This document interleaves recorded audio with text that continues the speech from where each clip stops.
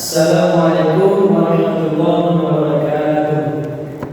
Alhamdulillahirabbil alamin wassalatu wassalamu ala asyrofil anbiya'i wal mursalin wa ala alihi wa sahbihi ajma'in. Amma ba'du, langsung saja yang perkenalkan, nama saya Muhammad Asrul Hamdan Hamdi dari Prodi Manajemen Bisnis Syariah semester 3A.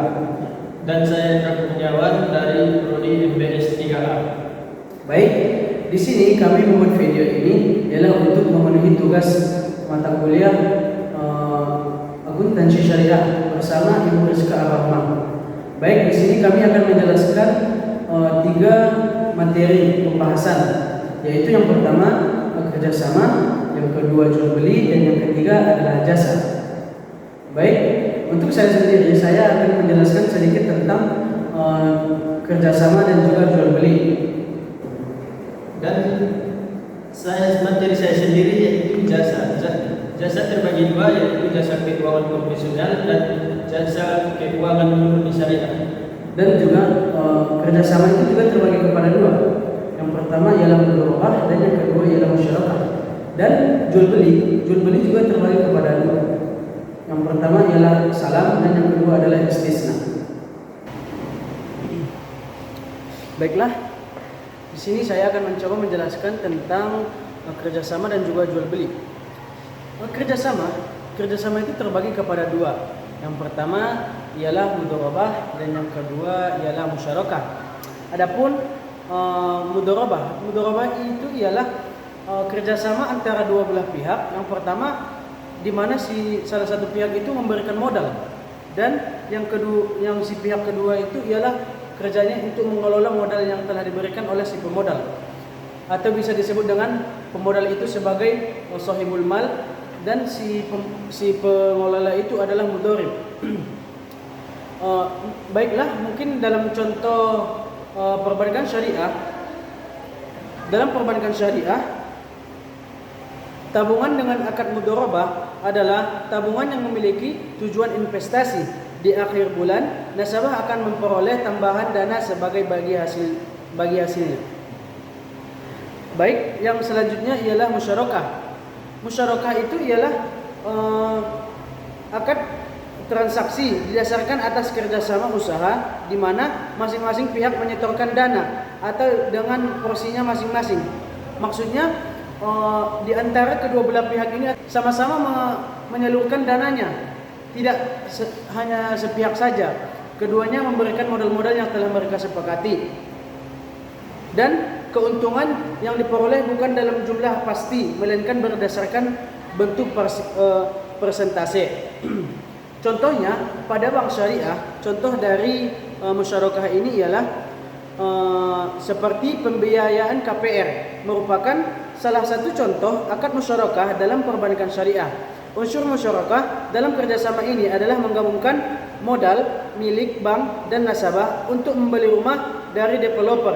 Adapun nisbahnya diterima oleh bank dari sewa yang dibayarkan nasabah tiap bulannya. Penerapan pembiayaan musyarakah biasanya diaplikasikan untuk pembiayaan proyek, di mana nasabah dan pihak bank sama-sama menyediakan dana untuk membiayai proyek tersebut.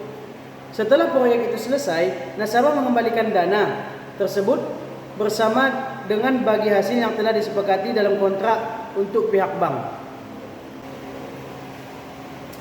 Baiklah, materi selanjutnya ialah jual beli. Jual beli ini terbagi juga kepada 2. Yang pertama ialah salam dan yang kedua adalah istisna. Apa itu salam? Salam adalah pembeli melakukan pemesanan dan pembayaran terlebih dahulu di awal. Setelah melakukan pembayaran, penjual memproses produk sesuai pesanan pembeli dalam jangka waktu yang telah ditentukan. Salah satu contoh aplikasi akad ini adalah pembelian yang bersifat pre-order. Contohnya gini, dalam kehidupan sehari-hari. Contohnya seperti kita memesan online, belanja online, di mana kita memesan produk dan juga membeli produk itu di awal langsung dibayarkan. Setelah itu kita akan menunggu pesanan itu datang. Itulah waktu yang telah ditentukan oleh si penjual. Dan yang kedua, istisna. Istisna adalah transaksi pembeli melakukan pemesanan terlebih dahulu kepada si penjual. Setelah mendapatkan pesanan, pembeli baru melakukan produksi sesuai dengan permintaan pembeli. Akad ini mirip dengan akad salam. Bedanya adalah produk yang diproduksi sesuai dengan permintaan pembeli. Misalkan dalam kehidupan sehari-hari itu seperti kita ingin memesan baju kepada tukang jahit, di mana kita memesan baju itu sesuai dengan yang kita mau. Saya mau begini, saya mau begitu, dan kita bisa membayarnya di awal ataupun di akhir. Seperti itulah istisna. Mungkin materi selanjutnya akan dilanjutkan oleh saudara Hendra Kurniawan. Oke, baik. Saya akan membacakan materi saya yang jasa keuangan konvensional. Jasa keuangan konvensional ini mencakup produk dan layanan perbankan yang umumnya ada dalam perbankan konvensional seperti rekening tabungan, pembiayaan, pinjaman, dan kartu kredit. Namun dalam perbankan syariah, produk-produk ini disesuaikan agar sesuai dengan prinsip-prinsip syariah seperti larangan riba atau bunga dan larangan investasi dalam sektor-sektor tertentu. Yang kedua, jasa keuangan syariah murni. Ini mencakup produk dan layanan yang sepenuhnya sesuai dengan prinsip-prinsip syariah tanpa adanya unsur riba atau investasi dalam sektor-sektor yang diharamkan.